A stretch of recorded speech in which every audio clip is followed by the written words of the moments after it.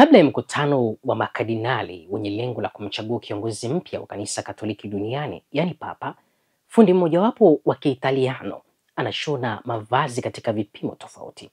Raniero Mancinelli, fundi mwenye umri wa miaka 86, amekuwa akishona mavazi ya kipapa kwa takriban miongo 7. Katika kitongoji tulivu cha Borgo Pio, hatua chache kutoka kanisa kuu la Mtakatifu Petro, kuna chumba kidogo kilichojaa meza 2 za mbao, mashine ya kushonea na pasi ya zamani ya chuma. Ndani ya chumba hicho, Raniero Mancinelli mwenye umri wa miaka 86 hufanya kazi yake kimya kimya, akishona joo la kipapa ambalo litatumiwa na papa mpya siku ya kuchaguliwa kwake ndani ya chumba cha machozi kilicho karibu na kanisa la Sixtine. Anasema, "Ninashona majio 3 yenye vipimo tofauti, 50, 54 na 58." Alieleza kwa lafudhi ya Kirumi. "Nitayakabidhi kwa makardinali kabla ya mkutano wa uchaguzi kuanza.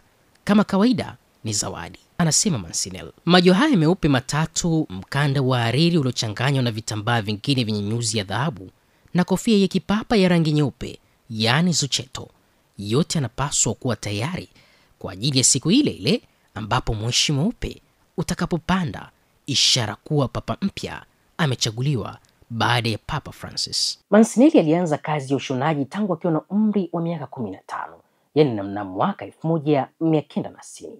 Amekuwa akiwashonia mapapa mbalimbali, maaskofu na hata mapadri. Amekuwa akiwashonia mavazi mbalimbali ikiwemo majoo, kofia rasmi za kiaskofu pamoja na mavazi mengineyo. Karakana yake ndogo ni kama sanduku la kumbukumbu za muda. Kuta zimejaa picha zake akiwa na tabasamu pamoja na mapapa aliowahi kuwavisha: Mtakatifu Yohane Paulo wa Pili, Benedikto wa 16 na Papa Francis. Pasi ya zamani ya chuma anayotumia ni ile ile ya mwaka 1962. Mashine ya kushonia inaonekana kama ya makumbusho, lakini bado hutumika kutengenezea joo jeupe litakalovaliwa wakati wa mojawapo ya nyakati za kihistoria kwa papa mpya. Mancinelli alikuwa na uhusiano wa kipekee na hayati Papa Francis.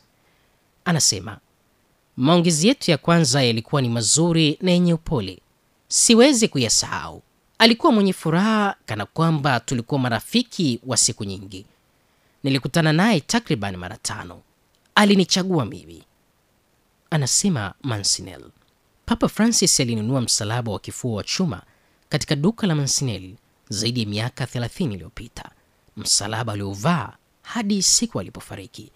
Sasa picha ya msalaba huu imo juu ya kaburi lake katika kanisa kuu la Maria Mkuu Maggiore.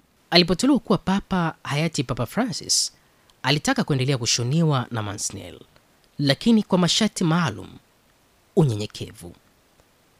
Mancinelli anasema, Francis hakupenda vitu vya gharama kubwa.